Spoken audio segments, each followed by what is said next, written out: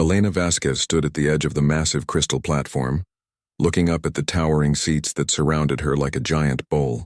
Thousands of alien beings stared down at her from those seats. Some had tentacles instead of arms. Others looked like walking trees or floating balls of light.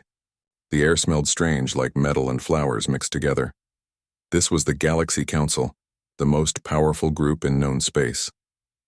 Every important decision that affected billions of lives was made here on Nexus Prime. Elena had dreamed of this moment for months, but now that she was here, fear twisted in her stomach like a cold snake. She touched the small device on her collar. Immediately, holographic images appeared in the air around her.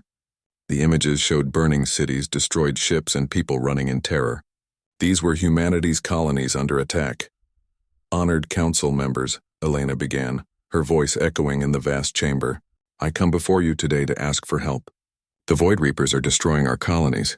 They have already taken 5 of our worlds. 20 million humans are dead or captured." A low rumble of conversation filled the chamber. Elena could not understand most of the alien languages, but she caught a few words through her translator. Some of them sounded amused. High Arbiter Zell Nash rose from his seat. He was tall and thin with silver skin that seemed to glow. His people, the Etherians, had ruled parts of the galaxy for over 10,000 years. When he spoke, his voice was cold and smooth like ice. "Ambassador Vasquez," he said, "humanity has been part of this council for only 50 years. In galactic terms, you are still children. Perhaps you expanded too quickly. Perhaps you took on more than you could handle." Elena felt her cheeks burn with anger, but she kept her voice steady. "We followed all the rules. We asked permission before settling new worlds. We paid our taxes to the council. We have been good members of this community." More holographic images appeared. These showed Void Reaper ships. They looked like giant insects made of black metal. Each ship was the size of a small city. The images showed these ships landing on human colonies and releasing swarms of smaller creatures that looked like walking nightmares. "The Void Reapers don't just kill," Elena continued. "They harvest. They take our people and turn them into slaves. They strip our worlds bare and leave nothing behind. According to the mutual defense protocols, the Council is supposed to help member species under attack." Arbiter Kextar of the Cavalry Empire laughed. It was a harsh sound like breaking glass. The Cavalry looked like giant lizards with too many teeth. "The Void Reapers are a force of nature, little human. They have existed for millennia. Many species have faced them. The strong survive. The weak become food. We are not weak," Elena said, her voice rising. "But we cannot fight them alone. Our military is good, but the Reapers have technology we don't understand. They adapt to our weapons. They learn from every battle. We need help, and we need it now." Counselor Vex of the Nexari Federation spoke next. The Nexari were masters of technology. They looked like tall, thin humans, but with blue skin and large black eyes. "Perhaps," Vex said in a bored tone, "humanity should have thought about defense before expanding so far from Earth. The galaxy is dangerous. Why species prepare for threats?" Elena showed more images. These were of human soldiers fighting desperately against Reaper forces. The humans fought bravely, but they were clearly losing. Their weapons barely scratched the enemy ships. Their shields failed against Reaper energy beams. "We did prepare," Elena said. "We built the best military we could. We studied every enemy we might face. But the Void Reapers are beyond anything we expected. They don't just have better technology. They seem to think differently than any other species we know." "That is because they are not really alive," said Counselor Theiss of the Aquatic Domains. Theiss looked like a giant squid in a water-filled suit. "The Void Reapers were once a normal species, but they changed themselves. They became part machine, part creature, part something else. They gave up their souls for power." Elena nodded eagerly. "Exactly. That's why we need the Council's help. No single species can fight them alone. But together, with all our different technologies and strategies, we could stop them." High Arbiter Zell Nash made a gesture with his long fingers. The holographic images disappeared. "The Council has heard your request, Ambassador. We will now vote." Elena watched as thousands of alien beings pressed buttons or made gestures to cast their votes. Lights appeared on a massive board above the chamber. Green lights meant yes. Red lights meant no. Yellow lights meant abstain. As the voting continued, Elena's heart sank. There were far more red lights than green ones. The yellow lights were almost as numerous as the red ones. Very few green lights appeared on the board. When the voting finished, Zelnash read the results. The motion to provide military aid to humanity has failed. The vote is 847 against, 12 in favor, 231 abstaining. Elena stared at the board in shock. Only 12 members had voted to help humanity. Less than 1% of the council thought her people deserved to live. But why? She asked, her voice breaking. We've followed all the rules. We've been good allies. We've helped other species when they asked. Why won't you help us? Counselor Kextar laughed again. Because, little human, helping you would cost us ships and soldiers. The Void Reapers might turn their attention to our worlds. Why should we risk our people for yours? Besides, added Counselor Vex, humanity will probably survive. You always do. You're like insects. Very hard to kill completely. The insult hit Elena like a physical blow. Around the chamber she could hear more laughter. Not from all the council members, but from enough of them. They thought human suffering was funny. High Arbiter Zelnash raised his hand for silence. The decision is final. Humanity's request for aid is denied. This session is closed. As the alien delegates began to leave, Elena stood alone on the crystal platform. Some of the aliens who passed by looked at her with pity. Others looked at her with amusement. Most ignored her completely. Elena activated her communication device and sent a message back to Earth. The message was short but clear. Council refuses aid. We're on our own. She left the chamber and walked through the corridors of the council building. Everywhere she looked, she saw aliens going about their daily business. They were shopping, eating, and talking about normal things. None of them seemed to care that millions of humans were dying. Outside the building, Elena looked up at the alien sky of Nexus Prime. 3 moons hung in the purple twilight. Somewhere out there, beyond those moons, human colonies were burning. Human families were being torn apart. Human children were being taken by monsters, and the galaxy didn't care. Elena clenched her fists. The council had made their choice. They had decided that humanity was expendable. They thought humans were weak insects that deserved to be crushed. They were about to learn how wrong they were. As she walked toward her ship, Elena began making plans. If the galaxy wouldn't help humanity, then humanity would have to help itself. And when they survived this nightmare, they would remember who stood with them and who abandoned them. The galaxy had just made its biggest mistake. 6 months had passed since the Galaxy Council's rejection, and the war was going badly for humanity. Very badly. On Luna Base, deep underground where the Earth's moon used to mine precious metals, Dr. Sarah Chen worked by the light of emergency power cells. The main generators had been shut down to avoid detection by Void Reaper scouts. Everything was dark and cold, but Sarah barely noticed. She was too focused on the thing lying on the metal table in front of her. It used to be a Void Reaper weapon. Her team had pulled it from the wreckage of a human destroyer that had been torn apart 3 weeks ago. The weapon looked like it was alive. Parts of it seemed to breathe. Other parts looked like machinery, but machinery that had grown instead of being built. "It's incredible," whispered Dr. Martinez, Sarah's assistant. "It's part biological, part mechanical, part something else entirely. It learns and adapts as it fights," Sarah nodded grimly. "That's why our weapons don't work against them. They study how we attack, then they change to defend against it. But maybe we can do the same thing." She picked up a cutting tool and carefully sliced into the weapon. Black liquid oozed out. Under her microscope, the liquid moved like it was alive. The cells in it were unlike anything she had ever seen. They could change their structure instantly, becoming hard like metal or soft like flesh depending on what they needed to do. "We need to understand this," Sarah said. "If we can figure out how they adapt, maybe we can make our own weapons that adapt too." Above them, in the command center, Admiral Marcus Torres stared at holographic displays showing the current state of the war. The news was not good. Humanity had lost 7 colonies now. The Void Reapers were moving steadily toward the inner systems where most humans lived. "Sir," said Captain Williams, his aide, "the latest reports from New Beijing colony. They're requesting immediate evacuation." Torres studied the tactical display. New Beijing had 4 million people.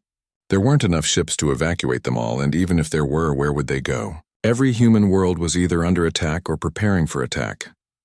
"Tell them to prepare for ground defense," Torres said finally. "Send them everything we can spare. Weapons, ammunition, technical advisors.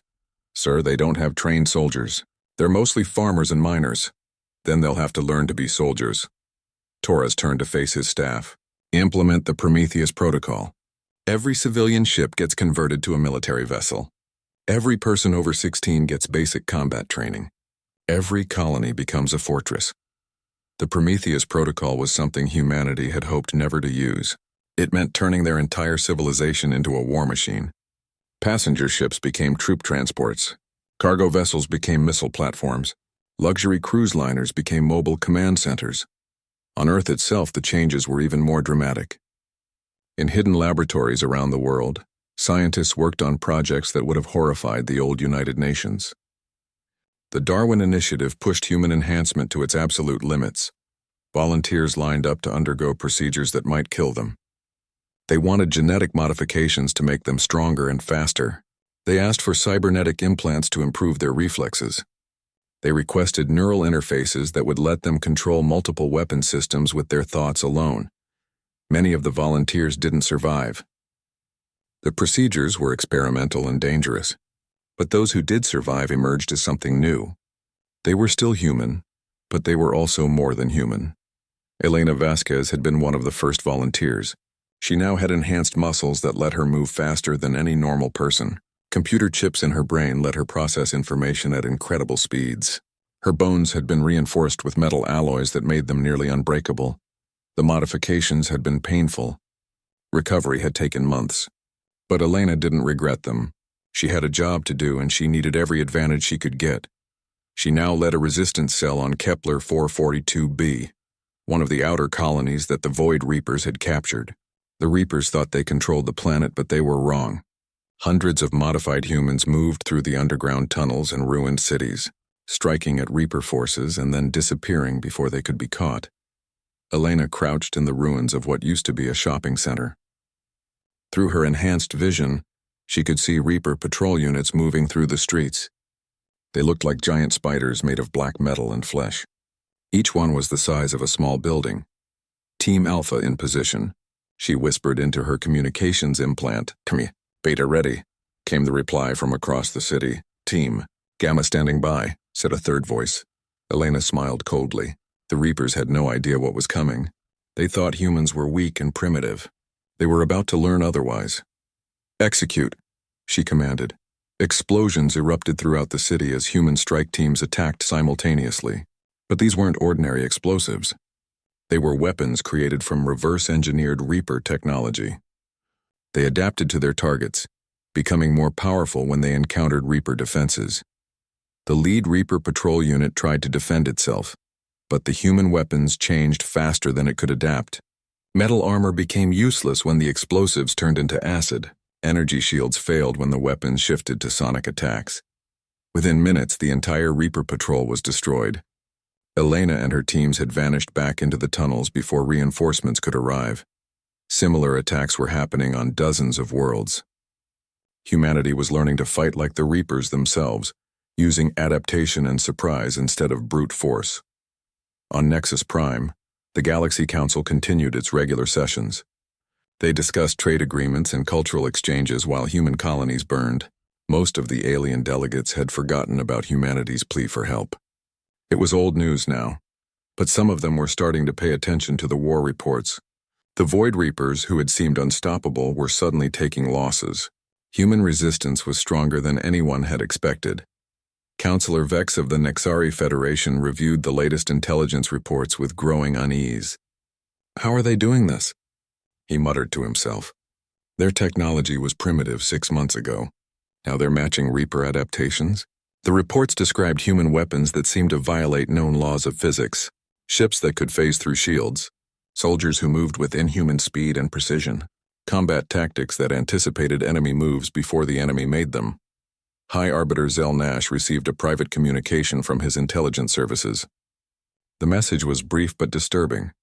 Human military capabilities increasing exponentially. Recommend immediate investigation. But Zell Nash dismissed the report.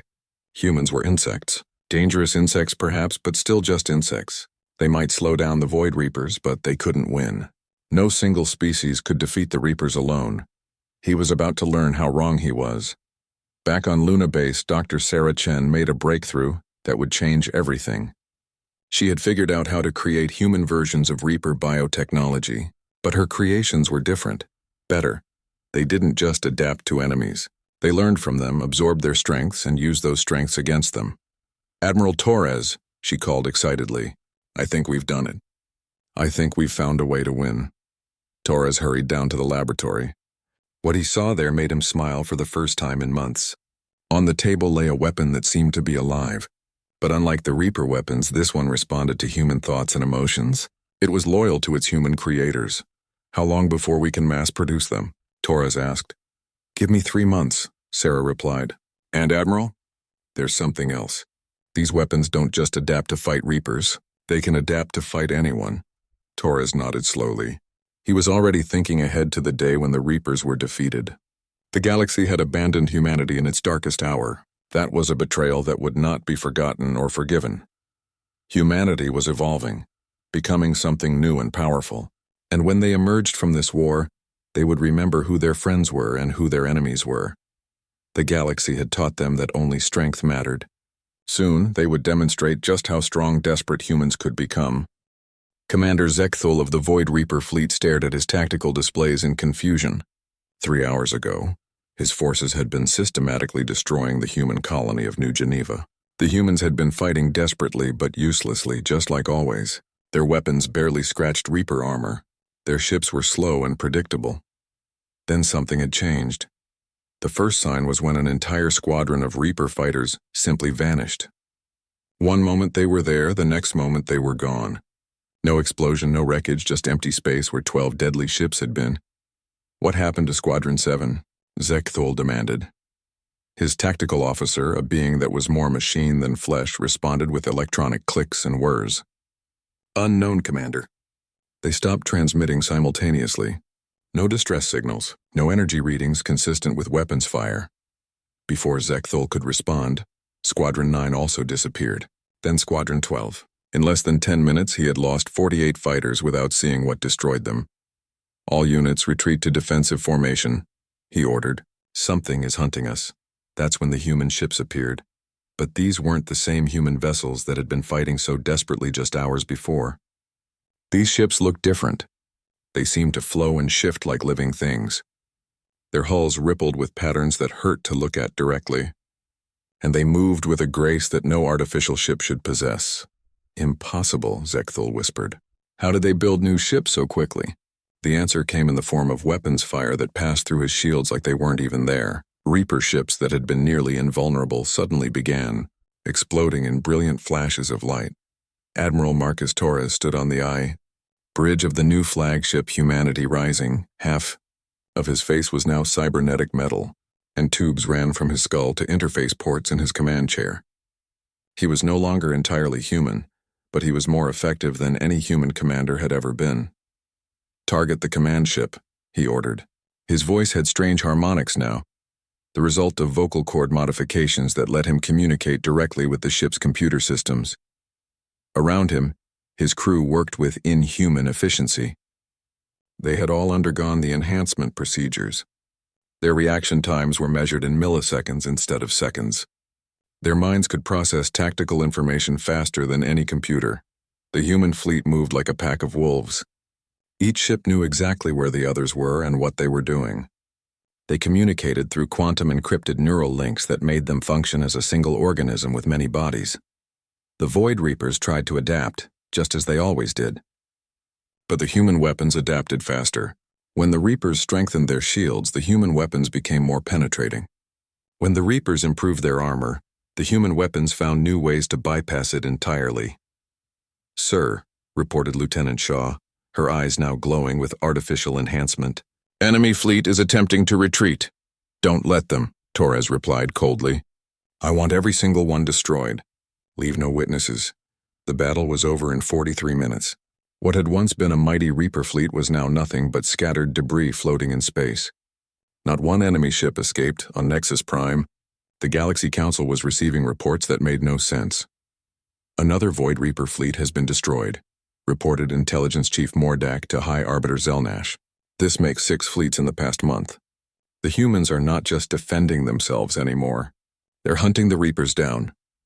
Zelnash reviewed the combat recordings with growing disbelief. The human ships in the footage looked nothing like the primitive vessels he remembered from 6 months ago. These ships seemed to phase in and out of reality. They appeared to be in several places at once. Their weapons violated everything the galaxy knew about physics. How is this possible? He demanded. Human technology was centuries behind ours. We don't know, sir. But there's more. The humans aren't just attacking Void Reapers anymore. They've begun targeting any ship or station that provided supplies to the Reapers. That made Zelnash pause. Several council member species had been secretly selling resources to the Void Reapers. It was officially forbidden, but the profits had been enormous.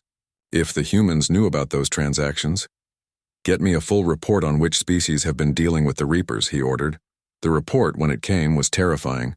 17 different council member species had been selling materials, information, or services to the Void Reapers during their campaign against humanity, and human forces were systematically attacking all of them. The Kavari Empire, which had openly mocked humanity's plea for help, found 3 of their military bases reduced to slag by weapons that seemed to appear out of nowhere. The attackers were gone before the cavalry could even respond. The Nexari Federation discovered that their most advanced research station had been completely destroyed. Not damaged, not captured, completely erased from existence.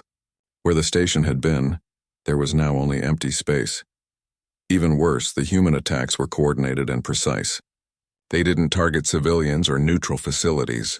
They struck only military and industrial targets belonging to species that had aided the Void Reapers. It was clear that humanity had excellent intelligence about who their enemies were. In the gallery council chambers, panic was beginning to set in. We need to stop them, declared Councillor Kextar of the Kavari Empire. These humans have become a threat to galactic stability. Stop them how? Asked Councillor Vex nervously. Our own intelligence reports say their technology now exceeds ours in several key areas. How did they advance so quickly? The answer came from an unexpected source. Dr. Theiss of the aquatic domains had been studying the wreckage from human attacks. What she found chilled her to her aquatic core. They're using Void Reaper technology, she reported to the emergency council session. But they've improved it, made it better. They've somehow taken the Reaper's ability to adapt and enhanced it beyond anything we've ever seen. High Arbiter Zelnash felt a cold dread settling in his stomach. Are you saying the humans have become like the Void Reapers? No, Dr. Theiss replied. I'm saying they've become something worse. The Void Reapers gave up their souls for power. The humans kept their souls and found a way to gain the power anyway. They're still human, but they're also something new, something that evolution never intended. The implications were staggering. The Void Reapers had been a known threat. Dangerous, yes, but predictable. They consumed and moved on. But the humans were different. They remembered. They planned. They held grudges, and they were winning. Elena Vasquez, now calling herself Director of Human Vengeance Operations, stood in the command center of a captured Reaper station. The station had been converted to human use, but it still looked alien and threatening. Biomechanical walls pulsed with strange rhythms. Organic conduits carried information and power throughout the structure, but now it served humanity. Status report, she requested. Her voice carried new harmonic frequencies that could be understood by both human and alien technology. Void Reaper Fleet Sigma has been eliminated, reported Captain Rodriguez. No survivors. We've also completed operations against Kavari Supply Depot 7 and Nexari Research Station Alpha. Elena nodded with satisfaction. Each destroyed target was one less resource for their enemies. Each eliminated threat was one step closer to total victory. What about our intelligence operations? Proceeding as planned. We now have complete records of every species that provided aid to the Reapers. We also have detailed information about council voting patterns and military capabilities. Elena smiled, but it was not a pleasant expression. Her face had been reconstructed with synthetic materials that made her expressions more intimidating than any normal human face could be. Excellent. Begin Phase 3. Ma'am, Phase 3 involves direct attacks on council member worlds. Are you sure we're ready for that level of escalation? Elena turned to look out the station's main viewport. In the distance, she could see the burning remains of what had once been a Void Reaper stronghold. Human ships moved through the debris field like sharks hunting for prey. The galaxy taught us that only strength matters, she said quietly. They showed us that mercy is weakness and compassion is foolishness. They abandoned us when we needed help the most. Now they're going to learn what happens when desperate humans stop being desperate and start being angry. She turned back to her staff. Send a message to the Galaxy Council. Tell them we want to schedule a meeting.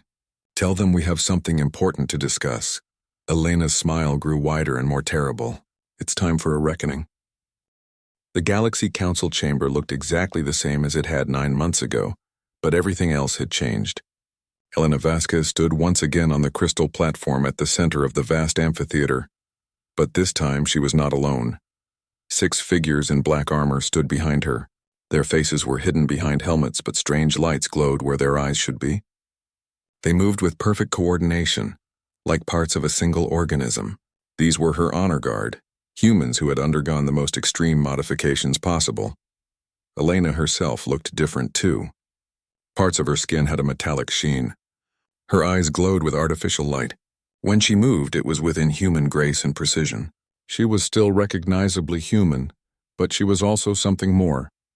High Arbiter Zelnash sat in his towering chair, trying to project authority. But Elena could see the fear in his silver eyes. The entire council chamber buzzed with nervous energy. Many of the alien delegates kept glancing at the human honor guard with obvious unease. Ambassador Vasquez, Zelnash began, his voice not quite as steady as usual. You have requested this emergency session. What do you wish to discuss? Elena activated a holographic projector. Images filled the air around her, but these were not images of human suffering. These were detailed records of galactic business transactions, military communications, and secret agreements. I want to discuss betrayal, Elena said. Her voice carried new harmonics that made some of the aliens shift uncomfortably in their seats. I want to discuss how 17 different council member species provided aid to the Void Reapers while they were trying to exterminate humanity. The chamber erupted in nervous chatter. Several delegates tried to speak at once, but Elena raised her hand for silence. The gesture was somehow commanding enough that the entire chamber fell quiet. Councillor Kekstar, Elena continued, turning to face the Kavari delegate. Your people sold high-energy weapons to the Void Reapers. Weapons that were used to destroy human colonies. Weapons that killed children. Kekstar rose from his seat, his lizard-like features twisted with indignation. Those were legitimate business transactions. There was no law against trading with the Void Reapers. You're right, Elena agreed.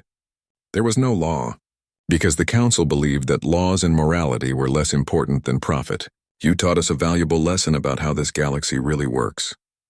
More holographic images appeared. These showed Nexari Federation ships delivering supplies to Reaper fleets, Etherian collective stations providing repair services to damaged Reaper vessels, aquatic domain merchants selling rare minerals that the Reapers needed for their biotechnology. All of you, Elena said, her glowing eyes sweeping across the assembled delegates. All of you profited from our suffering. You voted against helping us. Then you turned around and helped our enemies destroy us.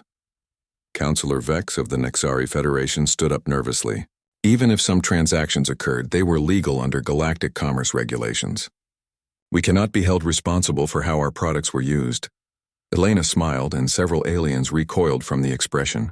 Legal, yes, you're absolutely right. Just like our response has been legal. Just like our new military actions are legal. Just like what's going to happen next is legal. She gestured, and new images appeared. These showed human fleets surrounding various alien worlds. The ships were clearly visible in the planet's skies, but they made no threatening moves. They simply waited. What is the meaning of this? Demanded High Arbiter Zelnash. You have deployed military forces around council member worlds without authorization. I don't need authorization, Elena replied calmly. You see, the Galaxy Council dissolved 3 days ago. The chamber fell completely silent. Elena could hear the soft humming of artificial life support systems and the quiet breathing of hundreds of alien beings. That's impossible, Zelnash whispered. Is it? Elena asked. The Council's charter requires a certain number of member species to remain active.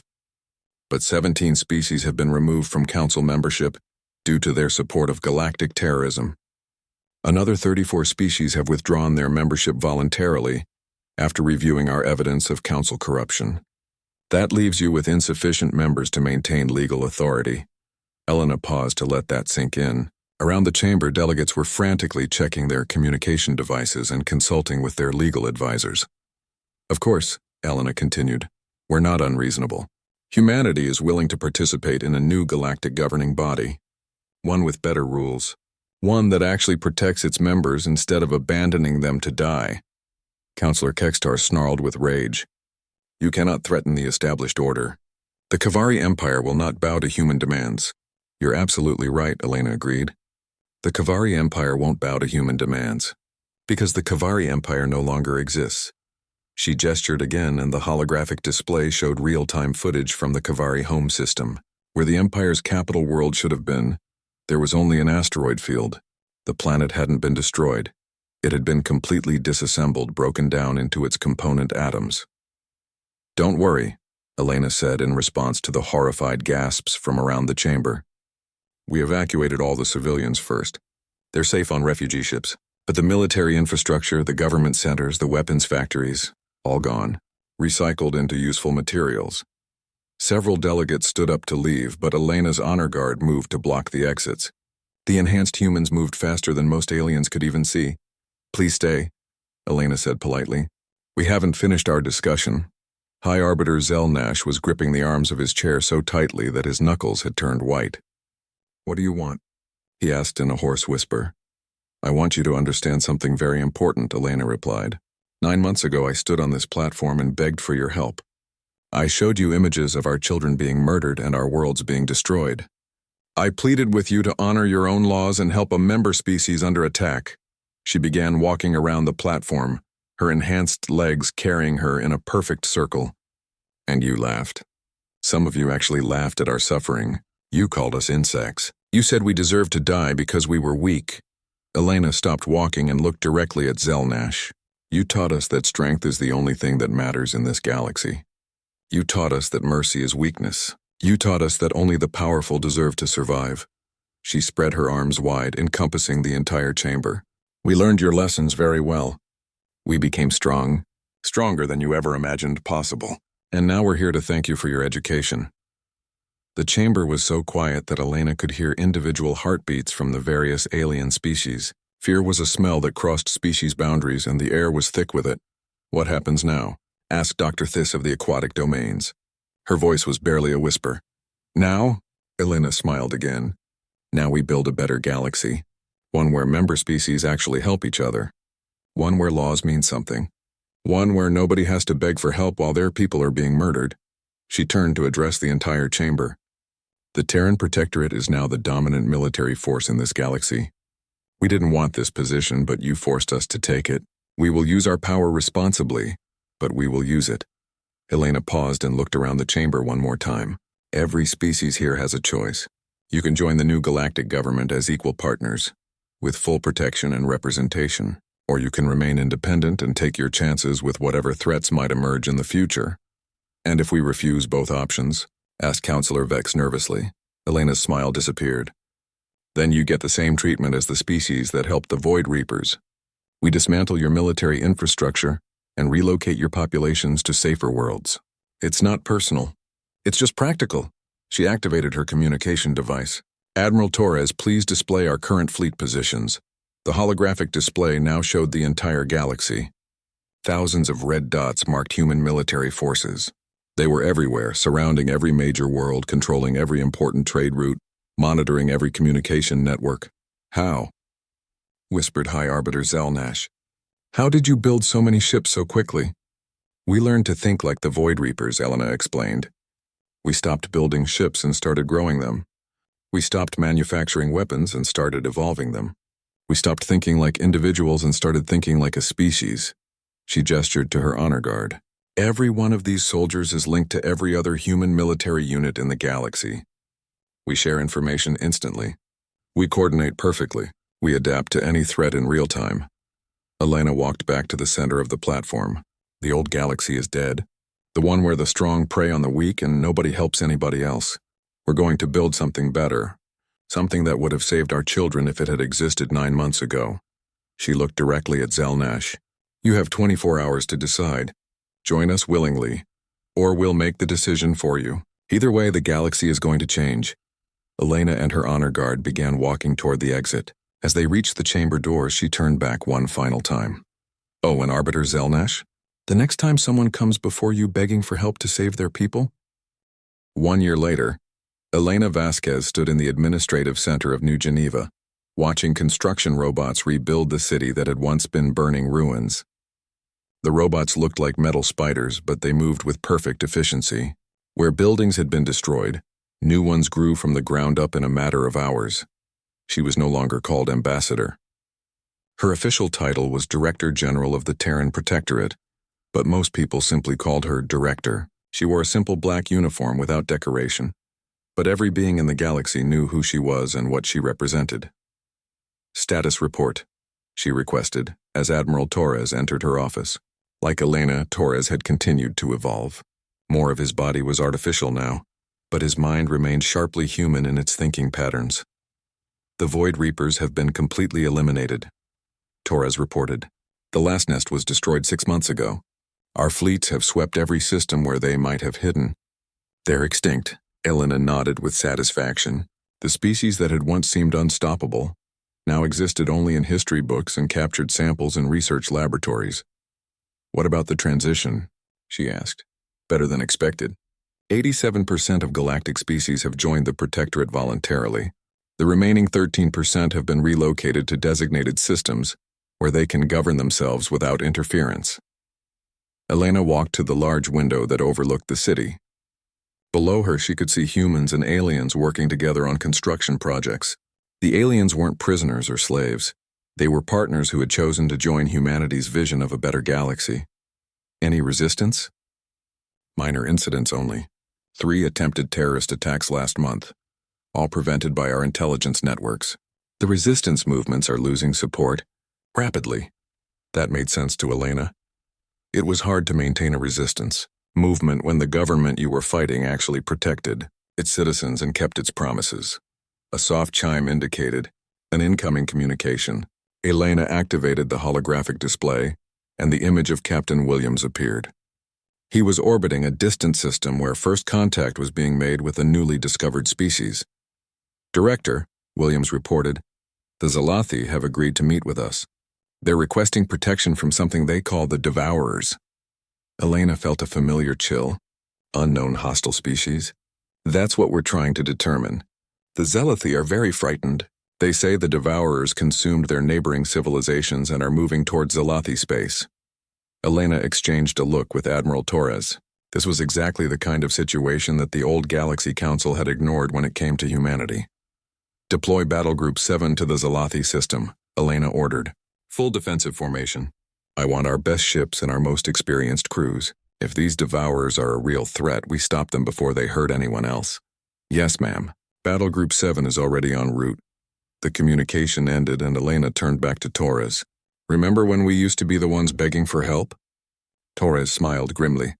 "I remember the Galaxy Council voting to let us die. I remember alien delegates laughing at our suffering. I remember being told that only the strong deserve to survive." Elena walked to another window that offered a view of the orbital shipyards. Massive construction platforms grew new vessels at an incredible rate. But these weren't just human ships anymore. They incorporated the best technology from dozens of different species, all working together to create something greater than any single civilization could build alone. "The difference is that we actually help," Elena said. "When someone comes to us for protection, we don't hold a vote to decide if their lives are worth saving." Her communication device chimed again. This time it was High Arbiter Zelnash, calling from Nexus Prime. The former council leader now served as a regional administrator under the Protectorate. He had adapted to the new system better than most, perhaps because he understood how much worse things could have been for his people. "Director," Zelnash said, his image appearing in the holographic display. "I wanted to inform you personally about the latest diplomatic developments. The Rigel Alliance has requested membership in the Protectorate." Elena raised an eyebrow. The Rigel Alliance had been one of the most hostile groups during the transition. They had called humanity tyrannical conquerors and genetic abominations. What changed their minds? The Devourers attacked their outer colonies last week. The Alliance fleet was completely destroyed trying to defend them. They're requesting immediate military assistance. Elena considered this carefully. The old Elena might have felt satisfaction at seeing former enemies humbled. But the new Elena, The one who had learned to think beyond human limitations saw a bigger picture. "Deploy Battle Group 12 to Rigel Space," she ordered. "Full humanitarian mission. Evacuate civilians, provide medical aid, and eliminate the Devourer threat." Zelnash looked surprised. "Director, they were quite hostile to us during the negotiations. Some of their leaders called for military action against human colonies." "I know," Elena replied, "but that doesn't matter. They're asking for help and people are dying. We help people who ask for help. That's what makes us different from the old system." After ending the communication, Elena walked to her desk and activated a private channel. The image that appeared showed a small chamber where a delegation of 6 aliens sat around a conference table. These were the Kothari, a young species that had just achieved faster-than-light travel. They had been discovered by a human exploration ship 3 days ago, and Elena was personally overseeing first contact protocols. "Director," said the lead Kothari delegate, a being that looked like a cross between a bird and a lizard, "we are honored by your attention. We have studied the historical records you provided about the Terran Protectorate. We would like to request membership." Elena smiled, but it was a warm expression this time, not the terrifying smile she had worn in the old council chambers. "Of course. We'll provide you with a full protection package immediately. Defensive fleets, technological assistance, and cultural exchange programs. What do you require in return?" asked the Kothari delegate nervously. "Nothing," Elena replied. "Membership in the Protectorate is free. We protect our members because that's what civilized beings do for each other." The Kothari delegation looked confused, but surely there must be some payment. "Some service we must provide?" Elena leaned back in her chair. "The only requirement is that if you see another species asking for help, you help them if you can. That's how we build a galaxy where nobody has to die alone and abandoned." After the communication ended, Admiral Torres spoke quietly. "Sometimes I wonder what would have happened if the old council had just helped us from the beginning." Elena considered that question. If the Galaxy Council had sent fleets to fight the Void Reapers, humanity might never have been forced to evolve beyond its original limitations. The galaxy might still be operating under the old system where strength was the only currency that mattered. "Maybe it's better this way," she said finally. "The old system was broken. It failed when people needed it most. We had to break it completely before we could build something better." Her communication device chimed one more time. This message came from the distant edge of the galaxy, where human exploration fleets were pushing into previously unknown regions. "Director," reported Captain Santos from the exploration vessel, New Horizon. "We've discovered something you need to see. It's a distress beacon from a species we've never encountered before. They're under attack by something called the Star Devourers." Elena stood up immediately. The Star Devourers might be related to the Devourers that were threatening the Zelathi and the Rigel Alliance. If so, humanity was facing a new galactic-level threat. "Deploy everything we have in that sector," Elena ordered. "Maximum priority. I want our most advanced ships and our best crews." "Ma'am, that's a significant deployment. Are you sure we should commit so many resources to protect a species we just discovered?" Elena looked out the window at the peaceful city below. Children played in parks while their parents worked together to build a better future. Humans and aliens shared meals and ideas and dreams. It was the kind of galaxy she had once begged the old council to help create. "Captain," she said firmly, "somebody is out there right now, desperate and afraid, watching their people die while they wait for help that might never come. I know exactly what that feels like." She paused, remembering a young woman who had once stood before the Galaxy Council and pleaded for her species' life. "We're going to help them, not because it's profitable, not because it's easy, not because they can do something for us in return. We're going to help them because that's who we are now." Elena activated the general communication system that reached every human military unit in the galaxy. "All units, this is Director General Vasquez. We have a new priority mission. Unknown hostile forces are attacking a newly discovered species at the galactic rim. This is exactly the kind of situation where the old galaxy would have voted to do nothing while innocent people died." She looked out at the stars visible through her office window. Somewhere out there, human fleets were already moving to respond to the crisis. "We are not the old galaxy. When someone cries for help, we answer. When someone is in danger, we respond.